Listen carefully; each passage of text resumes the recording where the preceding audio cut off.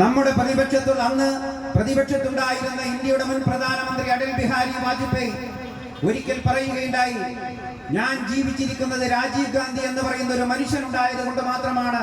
ഞാൻ ജീവിച്ചിരിക്കുന്നത് എന്ന് നമ്മുടെ മുൻ പ്രധാനമന്ത്രിയായ AB വാജ്പേയി പോലും സാക്ഷ്യപ്പെടുത്തേണ്ടി വന്നിട്ടുണ്ടെങ്കിൽ രാജീവ് ഗാന്ധി ആരായിരുന്നെന്ന് നമ്മൾ പഠിക്കേണ്ടതുണ്ട്. അദ്ദേഹത്തിന് വൃക്ക സംബന്ധമായ അടൽ ബിഹാരി വാജ്പേയിക്ക് വൃക്ക സംബന്ധമായ അസുഖം കാരണം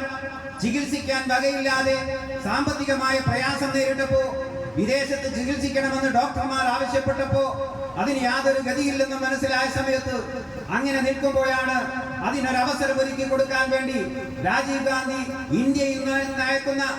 ഐക്യരാഷ്ട്ര സംഘടനയുടെ സമിതിയിലേക്ക് അടൽ ബിഹാരി വാജ്പേയിയെ ഉൾപ്പെടുത്തിക്കൊണ്ട് അദ്ദേഹത്തിന് അമേരിക്കയിൽ പോയി ചികിത്സിക്കാനും സുഖം ഉത്പാദിക്കാനുമുള്ള അവസരം ഒരുക്കി കൊടുത്തത് രാജീവ് ഗാന്ധിയുടെ സ്നേഹത്തിന്റെ അടയാളമാണ് നമ്മൾ മനസ്സിലാക്കേണ്ടത്.